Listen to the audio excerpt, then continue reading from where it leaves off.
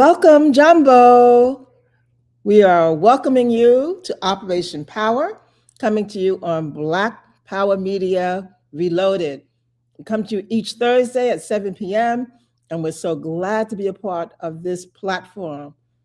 This is Operation Power, and we say that we are a voice for Black revolutionary change and radical revolution change. That's right. And we say that we're pleased to be a part of this platform because they have that mindset of bringing our people the information that they need as we move forward in our liberation struggle. My name is Inez Barron, and I'm joined with my husband, the bold, the outspoken, the indomitable, the one, the only, the unbought, and the unbossed, Charles Barron, and I say the humble servant. It's always an honor to be on with the love of my life for 43 years. The stunningly beautiful, the intellectually brilliant Inez Barron. Thank you so much. We've got an exciting program for you this evening, and we're calling it Honoring Our Young Black Revolutionary Martyrs. Yes. And we're going to be talking about Jonathan Jackson, Josina Michelle, and little Bobby Hutton. And we've got two exciting guests that are going to be bringing this information and sharing their positions also. And they're Ada Roos and Ishmael. And I'm getting my tongue all confused.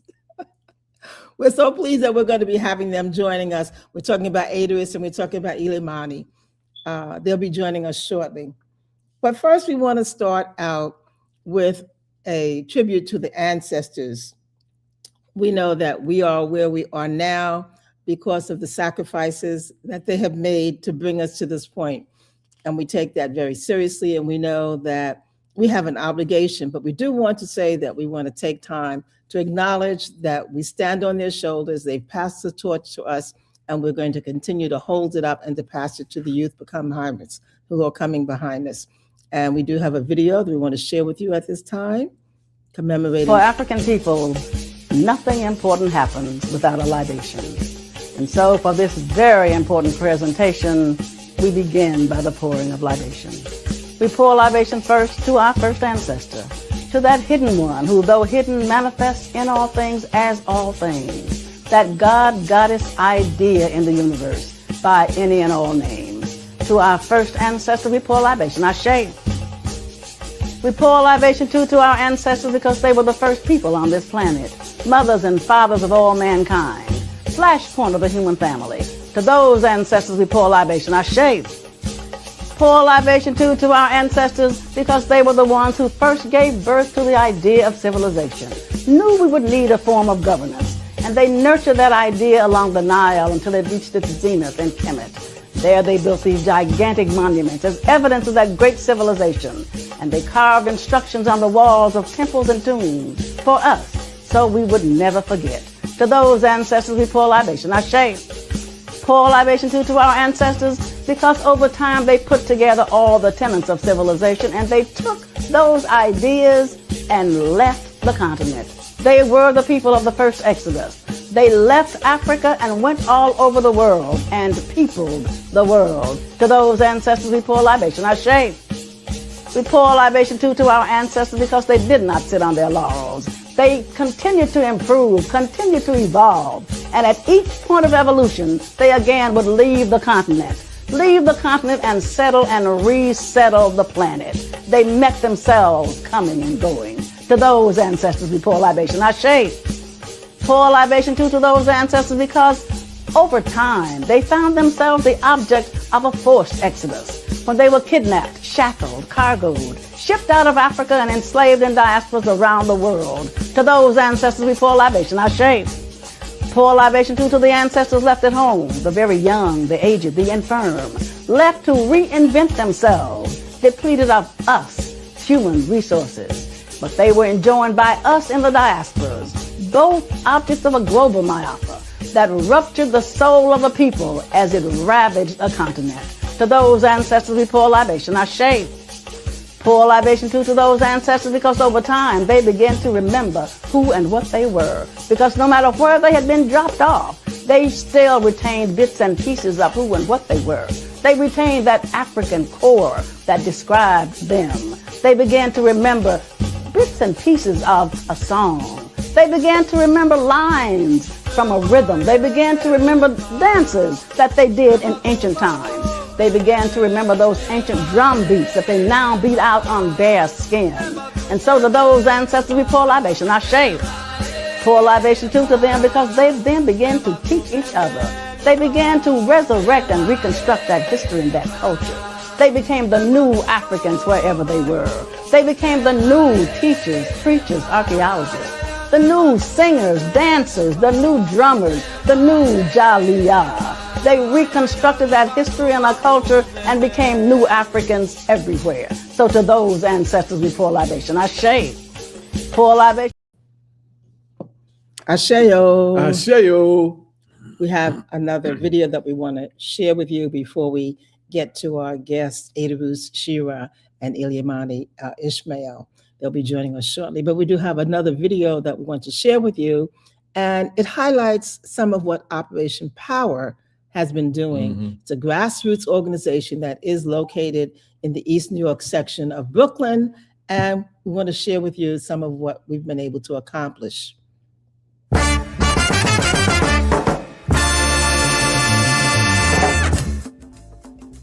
Operation Power stands for people organizing and working for empowerment and respect. Operation Power is a grassroots social justice organization founded by local community stakeholders, which includes activists, organizers, and leaders who understand that the system as it is currently structured is destroying us and our communities. The system, the capitalist system, one that promotes human greed over human need, one that promotes profit over people, needs to be dismantled. These local community organizers recognize capitalism needs to be destroyed and replaced with socialism. Operation Power was founded in 1997 with the understanding that uprooting capitalism needs to begin locally.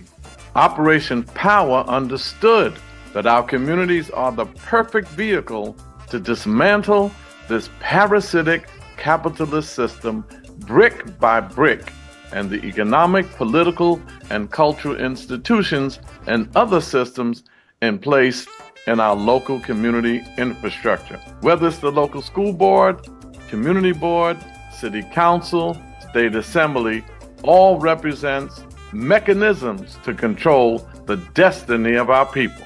In 1990, short piece about Operation Power, and we do want to call your attention to several books. The first one is entitled Speaking Truth to Power, and it is written by none other than Charles Barron. It is a collection of articles and essays and speeches that have been delivered over the time, many, even decades going back really for here we are. You can get it online at Barnes & Noble. The next book is written by Malika Jabali. It's not you, it's capitalism, why it's time to break up and how to move on. It's a great book talking about the system of capitalism, giving you an example of how it's been manifested and some of what we've been able to, what we've seen manifested through that capitalism and this oppression that we have suffered. The next book is a novel. It's called Black Rising. It is a page turner. Pick it up and you won't put it down until you're finished. It's written by Kevin Barron. The next book is the sequel to Black Rising. It's a part of the trilogy, and it is also by Kevin Barron, called Black Rising, Home and Abroad. And the third book in the trilogy continues the theme of the first two books, and it is called The Threat. All of these books are available online at Barnes & Noble, and we do encourage you to get them. You will be pleased that you did. Pleased. Well, we have a topic that we're going to segment that we're going to be talking about, and we call it Habari Gani. Habari Gani is a phrase in Swahili. It means, what's the news? What's happening? What's going on? What's up? And we will just be highlighting some brief points during this section of Habari Gani. And as you may know, this is Black August. And we just wanted to briefly highlight Marcus Messiah Garvey, whose birthday was August the 17th. As you may know, he was a world-class organizer. Over 6 million people across the world joined the UNIA, United Negro Improvement Association, an organization that he started dedicated to building Black pride, Black self-determination. He traveled through many parts of the world, and every place where he went, he saw that Black people were oppressed. And he said, listen, we've got to do better. And he came to the United States and started the UNIA. And they were quite successful in their outreach to getting people to dust themselves off, stand a little taller, be a little prouder. He established the UNIA. He had the Black Star Line, which had ships with which he wanted to do commerce on a national and international basis. He had the Black Doll Factory. He had the nurses unit. There were other kinds of hotels and hospital, military units. Well, the Black nurses and other pride organizations that he established during that time. As you know, he became a target because Black people were standing up, talking about their greatness, making plans. He had bought hundreds of thousands of acres of land in Liberia, and the United States government finagled, and Firestone took it over, and he lost that land. But he was charged spurious charges of mail fraud. He was in prison and he was deported, but he is our great hero. He gave us the red, black, and green flag, and he told us, up you mighty people, you can accomplish what you will. So we're indebted to him for his great struggle and for the accomplishments that he gave to our people. We have another segment that we're going to have now, and we call that Food for Thought. And Charles wanted to give you something to think about. I wrote an article many years ago. Matter of fact, on January 2nd, 2017. You know, after we finish all of our discussions, after we finish all of our organizing, the bottom line, revolution is the only solution. And although that is a challenging act, I had written something that I just wanted to share. I'm just partial of this because it's a long article, but I want to share some of it with you because it's apropos for what we're talking about in Black Orchids, resistance and revolution. We're not just here to resist, we're here to make revolution. So here we go. On January 2nd, 2017, revolution. Quote, you can kill a revolutionary, but you can't kill the revolution. Fred Hampton Sr., chairman of the Illinois chapter of the Black Panther Party. Revolution is not a spontaneous act. It's an ongoing, protracted process leading toward creating a new government and indeed a new society. Oftentimes, the revolutionary baton must be passed on from generation to generation before a new society is created. Sometimes, revolutionary change happens more expeditiously. It's unpredictable. I hope it happens in our lifetime. That's what I'm going for. Unlike reform, which calls for changes within the existing system, revolution calls for the complete dismantling of the entire system and replacing it with a new system. Revolutionaries may use reform as tactics, but their ultimate goal is to radically change and completely overhaul this racist, parasitic, predatory, colonial capitalist system and its racist ideology and its warmongering imperialist foreign policy so that the wealth of this nation benefits the majority of our people and not just a few individuals at the top. Revolution not only calls for us to change the political and economic system, but also calls for us to change our value system. This is important. Colonial capitalism has taught us to value individualism, profit over people, greed over need. Colonial capitalism says things like pull yourself up by your own bootstraps, to each his own, look out for number one, the survival of the fittest. African socialism says the community comes first, collectivism over individualism. Give according to your ability and receive according to your needs. The wealth must be equitably distributed amongst the masses, people over profits. Revolution must change the value system of our people. Cuban revolutionary Ernesto Che Guevara said that we must become new men and new women in order to build a new society. Colonial capitalism will give us a few Black millionaires, billionaires in sports, entertainment, and in the petty bourgeois business world. Colonial capitalism will even give us a Black president, Black governors, Black mayors, and thousands of Black elected officials across the nation. Black faces in high places doesn't mean Black progress, and definitely doesn't mean Black power. So until the masses of our people are liberated, we will not be free.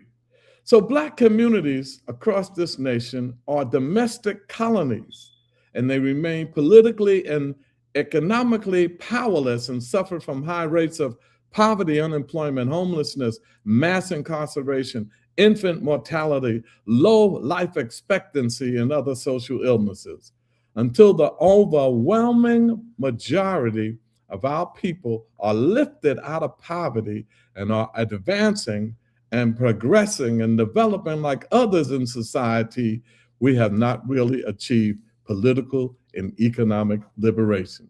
To achieve this, we must have Black political power, Black economic self-determination, Black community control of all of the institutions that govern our lives. Reform doesn't get us this. It doesn't get this for us. Revolution is the only solution. Ashe, Ashe, thank you so much. And that is a part of what you'll be enjoying when you get the book, Speaking Truth to Power. That's one of the entries in that book. Thank you so much. Well, we are glad to again have our special guest joining us, Ileimani Ishmael and Adris Shua. They're here with us, young people that we've had some encounters with and had on our program before. And so glad that they're joining us on this topic, honoring young Black revolutionary martyrs. And we asked them to be to be our special guests this evening because they themselves are young revolutionaries. They're involved in the work that they're doing to help advance the cause of liberation. So we thought we would start by just asking them to talk to us personally about their lives, about the organizations that they're a part of, and about the work that they're doing. And we will start with you, Ileimani. Just give us a brief introduction, talk about yourself, the organization, some of the travels. We know you do a lot of traveling. Yes, you do. And just take some time to share that with us. For sure. Can you guys hear me? Yes, a little louder. Okay. Awesome. Hi, you guys. Thank you so much for inviting me on the show today. I'm super excited about the topic and always celebrating our martyrs. My name is Ileimani. I am a writer and organizer with the Coalition for the Elimination of Imperialism in Africa. Since you guys were talking about travels, I did just get back from some traveling. I was in Algeria and Mali. And I was just telling my friend actually about having been in Algiers. And of course, Algiers was, one of the most successful anti-imperialist, anti-colonial revolutions in African history. And I was in Algiers, and one of the things about like the infrastructure there is that everything is there's always like a monument or a plaque or some sort of statue that's honoring all of the martyrs, the 1.5 million that died. Kicking out, the French vermin who thought that was their country. And so it was a very emotional trip, and it was absolutely beautiful to see the way that they were honoring their martyrs. And so I'm very excited to honor our martyrs, our Black martyrs, as well as our Pan-Africanist martyrs. So yeah, a lot of my work obviously has to do with anti-imperialism, imperialism being the primary contradiction, working around specifically the AES, the Confederation of Sahelian States, Mali, Niger, Burkina Faso, one of which, the leaders of one of which is, of course, a very young leader, Ibrahim Traore, the youngest head of state in the world currently. And so, yeah, a lot of the work is just done on progressing that, making sure that people know about that so that they can defend it, so that they aren't swayed by Western imperialist propaganda that tries to derail the narrative on these countries, that tries to smear them with human rights abuses, when of course these are countries that are after their sovereignty. So we want to make sure that Africans abroad and Africans in Africa as well are always clear on what exactly it is that we're fighting for, and to make sure that of course they cannot be easily confused by the enemy. So that is what we do at the coalition. All right, thank you. Idris, share with us. Can you hear me? Yes, we can. All right, Black Power. Very happy to be on the show, and great to see you, Charles Inez. I'm a part of the Palaver Collective. We are a Black socialist, a Pan-African organization. A lot of the work that we do is about building self-determination and raising the consciousness of our people. So we're a part of the Affordable for You campaign, which is a campaign actively struggling to determine what is considered affordable in New York City. The current thing for affordability is an insane metric where they say it should be affordable for making $115,000, $100,000 a year. And that's not affordable to the average Black person who's living in New York City, and definitely not affordable to the average Black person living in America. So in terms of that, we're actively raising consciousness around the housing question. Outside of that, similar to LEMI, we do a lot of international solidarity work. You know, the AES is a very revolutionary confederation, but on top of that too, Cuba, other socialist countries, and not just socialist countries, countries like Iran, Palestine, the DPRK, that are actively fighting against imperialism all over the world, and even the people on the ground in places that may have, you know, sellout governments that are actively fighting their own struggles, like in Kenya and the Philippines, we stand in solidarity with as well. So that's some of the work that we do at the Palaver Collective. I'm also a member of the Eliamani fan club, but well, yeah, my brother, you have to get online for that one, man. You have to get online. Don't get ahead of us, because we're right up there. Well, we want to thank both of you for coming on. This is a very special program for us because you represent not only our future, but our present. And that I wanted to take a moment out, and I'm going to write a little booklet on this too. There were some Black youth revolutionary martyrs gave their life at 17. Little Bobby Hutton died. At 25, we see the death of Josina Michelle. And at 17, my man, Jonathan Jackson, dies. And some honorable mentions like little Hector Peterson in South Africa, the first young person to die in the Soweto uprising, 13. And he was out there saying, I don't want to speak Afrikaans. I want to speak my own language. I don't want to speak the language of our oppressors. And little Hector Peterson lost his life in the Soweto uprising, along with hundreds of other youth. We don't talk about that enough. You know, the young people in Africa made the Sahel Revolution happen. They say the average age in Africa is 20-something years old. That's the young people that said, hey, Army, y'all better work for us and get these sellout Negroes out. So it was the young people that keep pushing it forward. So we're going to highlight those three.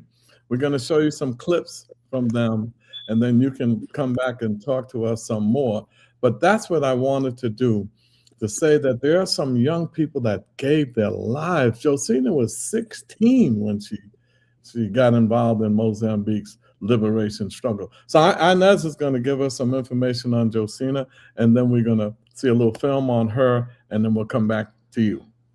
Thank you. We're so pleased to highlight one of the great women in the struggle. There are many, and we decided that we would start with this sister, Josina Abiatha Muthemba Mashal. And yes, that name Mashal is that related to the great leader of Frelimo, her husband. So we want to talk about, she was born August the 10th, 1945, and she became a leader in the Frelimo movement to free Mozambique from the oppression of Portugal.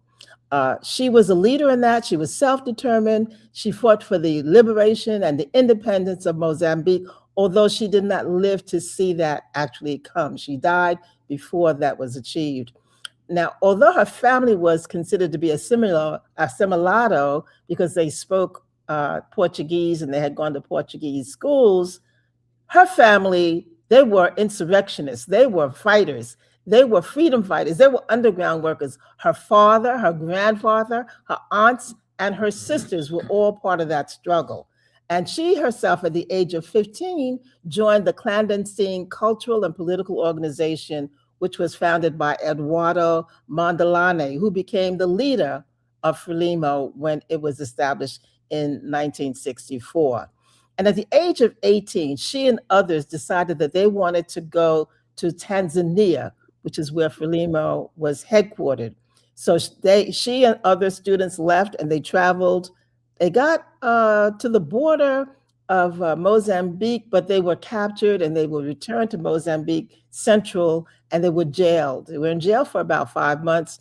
And after about 4 months of her release, she and the others again decided that they would head toward Tanzania.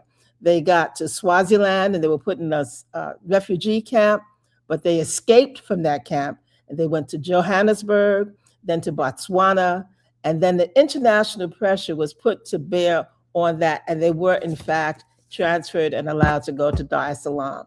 So this was all beginning at the age of 15. And then at the age of 20, she became the assistant director of the Mozambique Institute. And she was there. She was very bright. She was offered a scholarship to study in Switzerland. And she said, no, my people are here. This is where I want to be. And she became a part of the women's division of Frelimo. And at the age of 22, she and a group of about 20 other women were the first group to be given military training, military and political training. And here is where she met Samora Machel. He was the director of all of the military training, and that's where she first met him. And they were married in 1969. And as you know, he became president in 1975. So she traveled around the country giving political training, establishing schools, childcare centers, health clinics, and encouraging the people, giving them political training and encouraging them to give moral and material support to the liberation movement.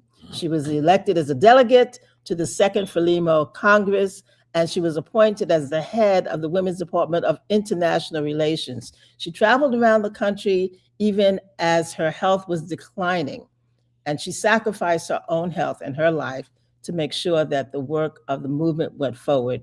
And she died in 1971, and she's martyred and she's recognized. There are statues of her. The school is named after her, and there's also a hospital which is named for her. So we do have a brief clip that we want to share with you and highlights some of those points in her life. Came through leadership and combat roles. In Josina's own words, the Frelimo War is a people's war in which the whole people must participate, that we women were even more oppressed than men, and therefore we had the right as well as the will and the strength to fight. We insisted on having military training and being given weapons. Josina's passion and drive caught the eye of legendary political activist and first president of Mozambique, Samora Machel. They met while training in guerrilla warfare and later married. Both were passionate about the liberation cause. Josina's life was turbulent, to say the least. She fled to other countries to avoid arrest. She never turned her back on Mozambique. Through Frelimo, Josina engaged in diplomatic efforts on the international stage as head of the women's section, tirelessly to garner support for her country's cause from African nations and other allies sympathetic to the anti-colonial struggle. She also co-wrote a book called The Mozambican Woman in the Revolution. A young and relentless Josina even defied doctors' orders to rest after discovering she was gravely ill. She remained active in the marches, battling chronic fatigue and exhaustion until her final days. Even in the midst of struggle, Josina was a light. At the young age of 25, she took her final bow. The day of her death was declared National Women's Day in Mozambique. Josina Michelle's political life was a testament to her dedication to freedom and independence. Her efforts not only helped lead Mozambique to liberation from colonial rule, but also left an indelible mark on the nation's history. So we say, long live the spirit of Josina Michelle. Mm-hmm. Incredible. 25. She only made it to 25 and sacrificed so much. Your thoughts, Eliamani? Yeah, I mean, I think that just always reminds me that, disproportionately, overwhelmingly, the brunt and the cost of revolution throughout the world, but specifically for us as Africans elsewhere and on the continent, is borne by young people and is borne by, people who have just kind of gotten to earth and what they've seen. They're just like, this is not right. And using that amount of energy and the physical advantage that you have in at that age to really put it into the most important thing possible, which is your people, and advancing your people for better. And I'm always just continuously in awe of young people that decide to sacrifice their youth to it. I don't think there's a greater cause on the planet than that. So that's right. Adros? Yeah, uni with that.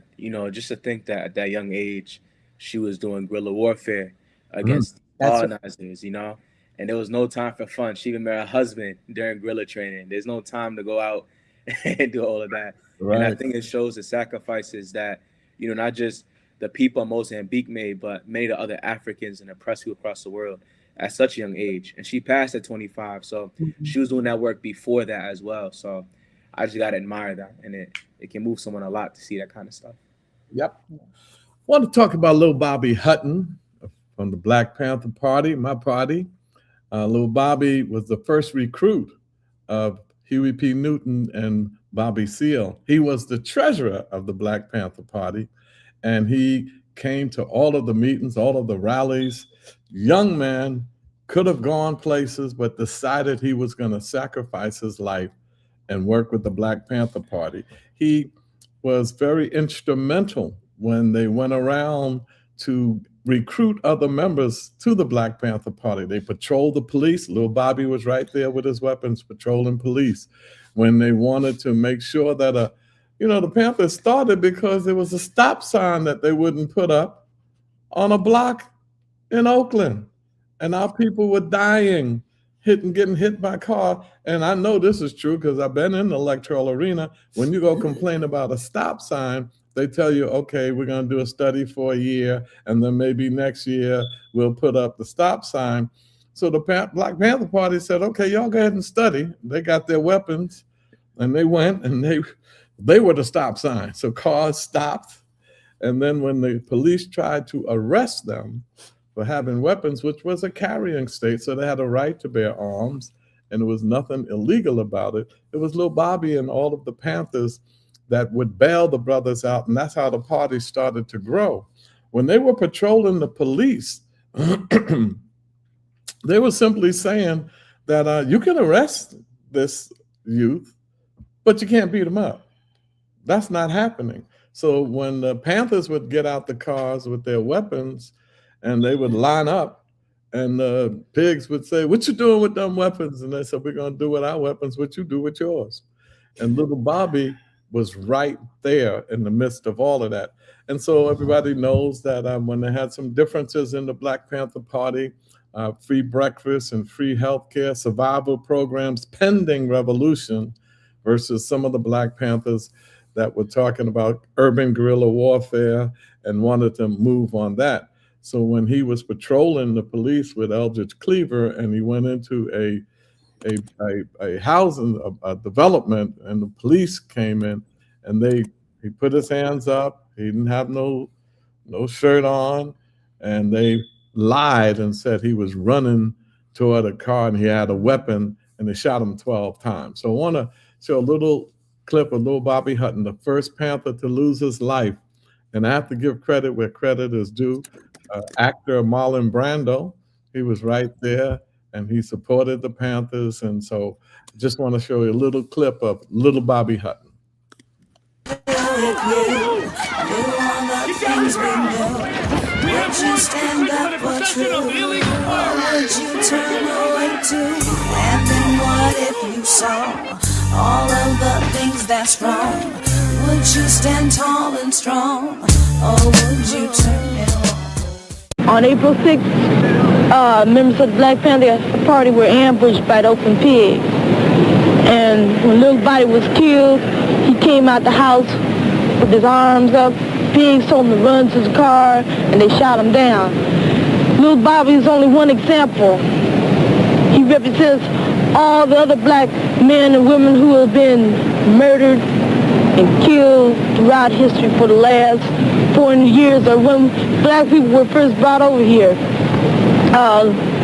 Little Bobby, he was the first member of the Black Panther Party. He was dedicated, he was young, he was only 17. He was disciplined, he knew what he was fighting for, and he had his principles, the things he fought for. Maybe other black men didn't realize what was going on, and people still don't realize what Little Bobby died for. He died for black people. He died for the revolution, so other black people and people of the third world can gain their freedom which has been denied. It's said that every revolutionary act is an act of love, and this is an act of love. All power to the people. I said the P is for power, the A for action, the NT because now is the time to get it done. See, the H is for heart and the E for effect. The all hold it down at the end for respect. Who am I? A panther. Who am I? A panther. What I got soul. What I got love. What I got pride. What I wanna be free. Raise your hands in the air if you feel like me. Who am I? A panther. Who am I? A panther. What I got soul. What I got love. What I got pride. What I wanna be free. Raise your hands in the air if you feel like me. Can you see the pride in the panther as he glows in splendor and grace, toppling obstacles placed in the way of the progression of his race? Can you see the pride in the panther as she nurtures her young all alone? The seed must grow regardless of the fact that it's planted in stone. Can't you see the pride in the panthers as they unify as one? The flower blooms with brilliance and outshines the rays of the sun. Outshines like the sun. Shines out like the sun. Shines bright like the sun. Brings light like the sun. P is for power, the A for action, the NT because now is the time to get it done. See, the H is for heart and the E for effect. The all hold it down at the end for respect. Who am I? A panther. Who am I? A panther. What I got soul. What I got love. What I got pride. What I wanna be free. Raise your hands in the air if you feel like me. Who am I? A panther. Who am I? A panther. What I got soul. What I got love. What I got pride. What I wanna be free. Raise your hands in the air if you feel like me. This song is dedicated to all those who live and die for the struggle. Panthers, children of the Panthers, and all those who strive for free minds, free souls, free bodies, and freedom, and love. Love. Love is the engine to the revolution. Little Bobby Hutton, they have a park named after him, and he sacrificed his schooling, he sacrificed his social life, and for 24/7, he was a revolutionary, and he lived with the Black Panthers in the apartments that they had. He helped feed children breakfast. He was a part of the free health clinic, and he was a part of the patrolling the police. They had a right to patrol the police, and it was little Bobby who, along with Chairman Bobby Seale, went into the Sacramento legislature building with guns because they had a right to bear arms when they were changing the law because of the Black Panther Party. And little Bobby was arrested along with Bobby Seale. So what are some of the sacrifices that y'all have to make, you know, to be in the struggle? Because I know y'all make sacrifices too. And I know it's always a challenge to really pay the bills, get some food, do some socializing and do the things that you love doing, it's very, very difficult to do that when you dealing with Panthers and dealing with the struggle. So just wanted to see what your thought is on sacrifice, because that's where the love is. Ilimani? Yeah. I think that there definitely is a lot of sacrifice. I kind of have to think about it because where I am now in terms of how I organize and what I contribute to the struggle, I mean, I consider it to be literally just a drop in the bucket compared to what these martyrs have done, right? So, I mean, like, I'm not sacrificing enough, right? There's so much more to be sacrificed to even come close to, people like Bobby Hutton or Emmett Till, or all of these, very truly young people who have truly given their life in the ultimate sacrifice. But I mean, I guess there's smaller things. I think that we do live in a generation that is very concerned overall. And so, it's nice that, in terms of socializing, I find that there's a lot of like-minded young Black and African people like me that I can always be socializing with, that I can always be talking about these issues with. Obviously, seeing our people suffer has quite a psychological and emotional effect on me, and so on all of us, I'm sure. And so it's always nice to be able to commiserate with like-minded people in our generation, and I do think that there's a lot of them. But in terms of sacrifice, I think there's things that I want to sacrifice more. I want to sacrifice more of my time. I want to sacrifice more of my resources. I want to give more money. I want to generate more money in order to give it back to, particularly revolutionaries on the ground who are trying to make and create more space for progress. And so, yeah, I think that what I sacrifice right now it's not enough, but yeah. I agree with you there. That goes for us too. As much as we sacrifice and in it 24/7, it's still not enough, because we really are in a time of revolution is in the air. This is one of the greatest times to be alive. It's unfortunate that some of these young people are not witnessing or didn't get a chance to witness the time that's ahead of us, which is going to be very, very revolutionary. Adarus? Yeah. As Ilimani said, you can never sacrifice too much for the sake of revolution. And, Bobby was 17 years old when he passed. And I think for me, when I was 17, I don't even know what I was doing, what I was thinking. I definitely would not have been a revolutionary at that age. I can tell you that. But, just 2 weeks ago, I turned 25 years old. And, just reflecting back, like, I think one thing I really think deeply about is the idea of revolutionary suicide. It's almost as if removing a part of your own humanity and inheriting the humanity of the world. And I think in terms of that, like, it's almost like some of the strongest feelings I carry on day by day are things that are caused from, like, revolutionary spirit. Like, if a rally goes bad, if a certain piece of news media doesn't reach the amount of audience that we need, that can ruin my whole day sometimes. Right. I could say, like, no girl can break my heart, but revolution really can. Very deeply around what that means. Ilimani might take issue with that. Continue. But in terms of that, like, I think there's no amount of sleep I can lose. I think as a revolutionary, many of us unfortunately have to work a 9 to 5, but I try to fit the revolutionary work from 5 to 3 a.m. when I can. But sleep is very meaningless when you think about revolution, because when you're at war, that doesn't really matter. And the last thing I'll say, like, revolution is not a game of morals. It's not a game of honor.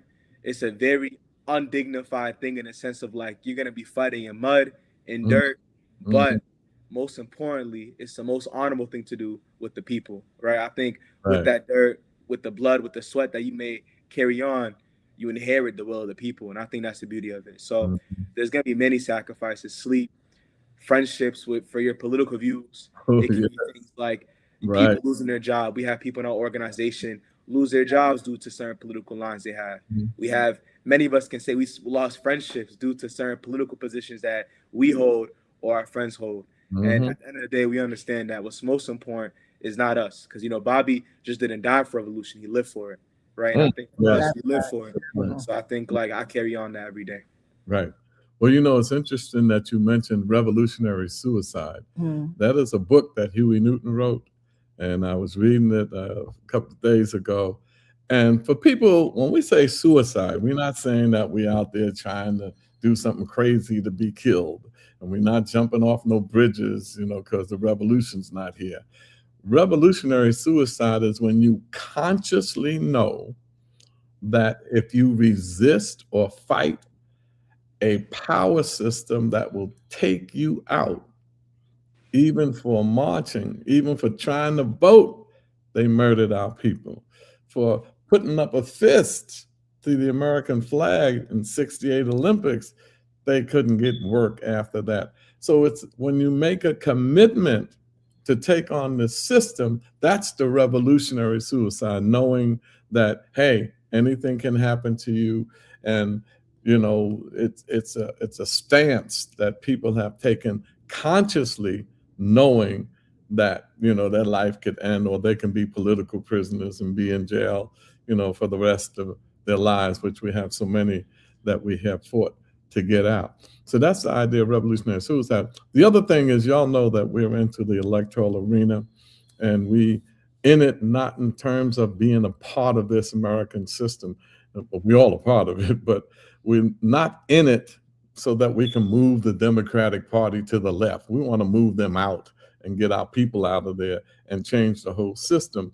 But the benefit of it was that we were able to hire revolutionaries, and that's our taxpaying dollars. So Sister Viola Plummer, may she rest in peace, she was our chief of staff, and so was Omawale Clay and others. So they were able to use the money that they give this system for taxes to do revolutionary work all day long. Want to get into Jonathan Jackson. Oh my God, I think y'all know a little bit about him and his brother George Jackson, and how this man-child in the not-so-promised land, this man-child decided that he was going to liberate his brother and his comrades. And he wasn't just acting out of some emotional spontaneity. He was a revolutionary. He studied communism. He studied socialism. He was a student of the movement. So I want to play a little clip on on Jonathan, and of course George is included in that, and his mother. Was killed. Why did Jonathan do what he did? I think he did it for love. No, not that one. The love of his brother. The other one, the one that we went through. I want to thank our engineer, Brother Keru Gachiru, who is faithful and committed and behind the scenes, making sure that everything gets done. Thank you, Keru. Prisoners were charged with the killing. The prison was Soledad, and the accused became known as the Soledad brothers. George Jackson was regarded as being the ringleader.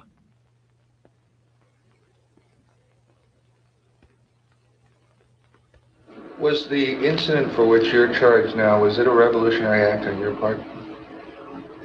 You asking me to confess to something? Unless you want to, did you kill a man? Look, one of the most important elements of guerrilla warfare is to maintain secrecy. I've killed nobody until, it's been proven. And they'll never be able to prove anything like that. Legal proceedings seemed to drag on endlessly, getting nowhere. In anger and frustration, George Jackson's 17-year-old brother Jonathan walked into the Marin County Courthouse where 3 black prisoners from San Quentin were on trial. He threw them some guns and with their help took the judge, a district attorney, and some of the jury hostage in an attempt to ransom his brother.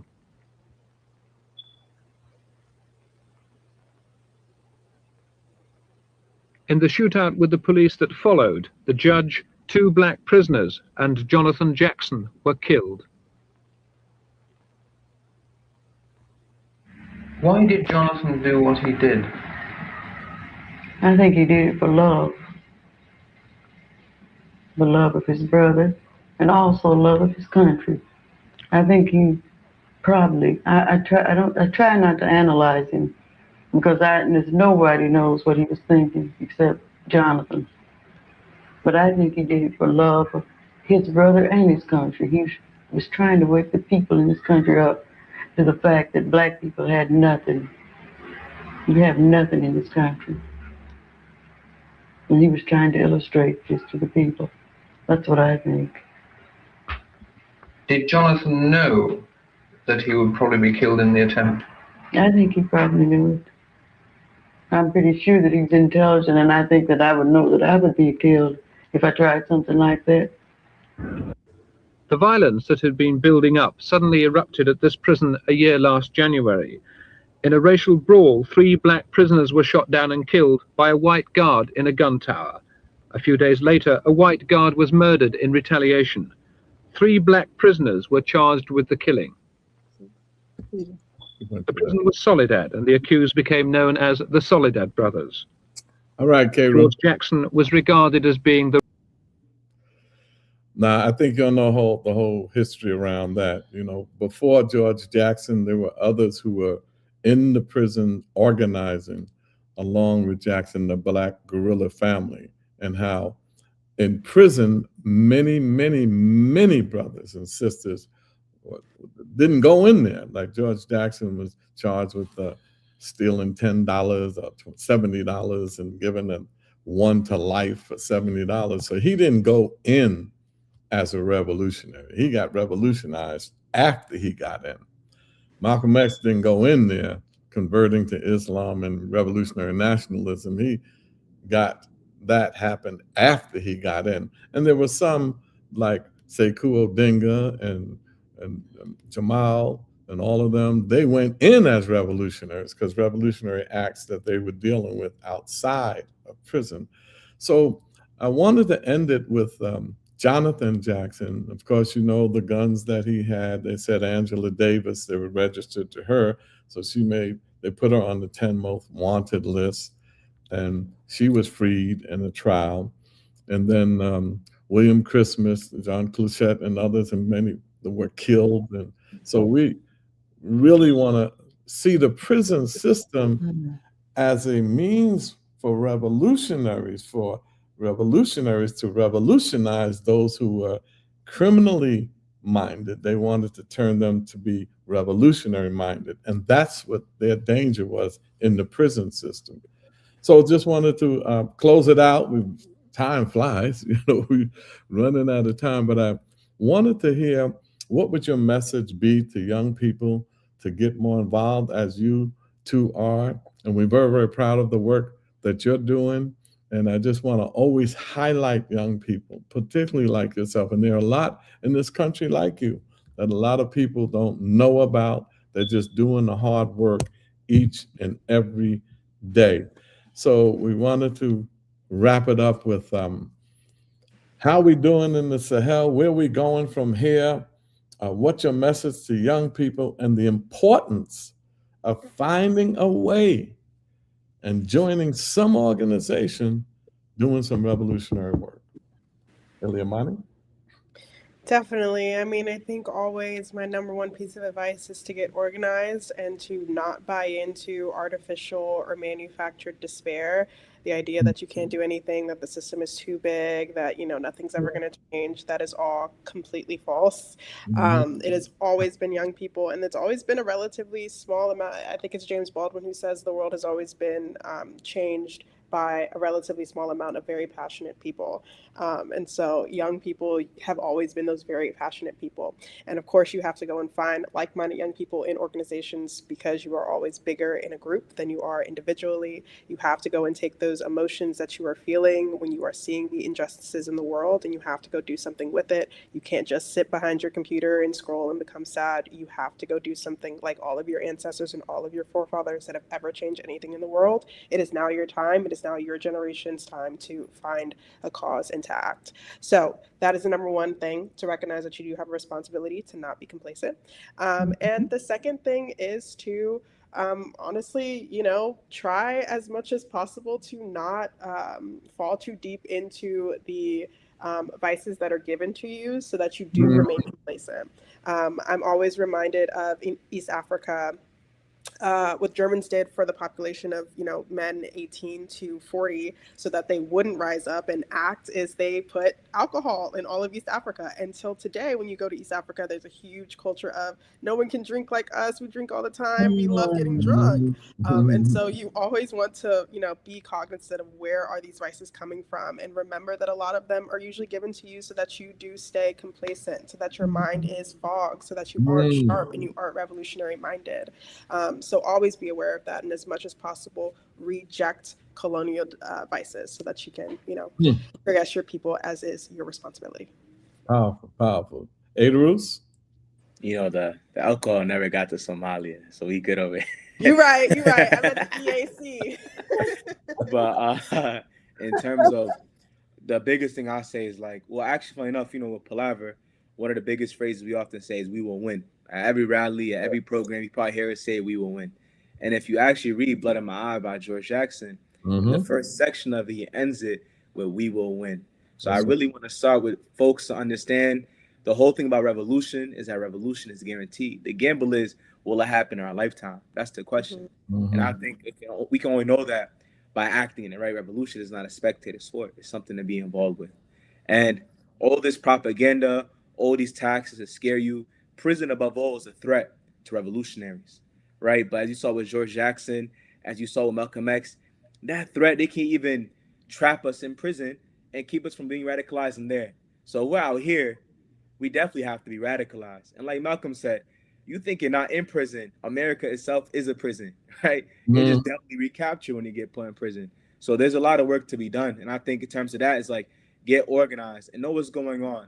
You can easily, people think revolution is simply just this big, crazy event in which we all run, fight in this big old war. And that might be the case, but like Malcolm said, by any means necessary. And there's so many different ways to engage in revolutionary theory, revolutionary action. You can literally get involved with people in your street, in your neighborhood, to actively try to battle for self-determination. That can look like fighting for housing, forming a tenant union, just learning and sitting for a second. And many people don't know what the Sahel even is. So we can't tell people what's going on in Sahel without them knowing what there is so far. And again, of course, we can do our part, me, Charles, Inez, Eliamani, but end of the day, you have to pick yourself up, right? You have to stand up on your own 2 feet. And I think a lot of that comes down to taking a level of agency. So in terms of that, like folks saying today, get organized, stay optimistic, right? The revolutionaries game is to stick it out, right? It's a long game. And the whole thing you live through it is by staying optimistic and knowing that you'll win. Show yourself and being skilled, being tactical, and keeping that revolutionary optimism. So live like Jonathan Jackson, live like Justina Michelle, live like Bobby Hutton, live for revolution, right? Don't just die for it. So I'll say Beautiful. Thank you so much. You enlightened us, you've given us hope, and you've given us models of what it is to talk about being committed to the struggle. And we so much appreciate your being a part. If you want to share any contact information for people who might want to get in touch with you or your organization, we invite you to be able to do that at this time. Eliamani, do you want to have a contact or information or a website? Or of course, you guys can follow us at ABASIM Imperialism. So ABOS Imperialism on Instagram, and that is a coalition. We post a bunch of updates on the Sahel, so please do. Adarus? On all forms of social media, it's Palaver Collective, PALAVER. Look for the white tree. Black Power. Look for Black Power, but look for the white tree in the logo. And it's palavercollective.com. Our contact is palaverglobal@proton.me. So that's all our contacts in terms of that. But hope to see you out there. Well, we want to thank both of you for coming on. And as Ho Chi Minh said, the reason why we focus sometime on the prisons, when the prison doors open, the dragon will fly out. And the symbol of a dragon is that who will defend. Of a dragon in the Asian culture and in some parts of African culture, the dragon was a symbol of self-defense, a symbol of prosperity, a symbol of honor and power. So when the prison's doors open, the dragon will fly out. That's why they were afraid of George Jackson. And we want to say to you, all of you listening, don't be so trumpetized that you don't realize that revolution in Africa is on the rise. And the Sahel revolution is the greatest example today of what a determined people can do when they make up their minds to be free. Because with imperialism and colonialism is a dependency on our enslavement. So when you liberate your mind, you've delivered a death blow to imperialism. When you no longer have a colonial mentality, you're delivering a death blow to imperialism because it's a parasite. It counts on you to survive. They're always telling us we're welfare people. You know, you depend upon welfare, handout. You depend upon exploiting the workers of the world, the resources of Africa, else there'd be no Europe, there'd be no imperialism. And that's why I'm optimistic that we'll be free. No form of our oppression is permanent, it's temporary. And as Adriel said, we will win. We want to thank you once again, and we say each and every week, the truth shall set you free, and power is the great equalizer. Black power. Black power.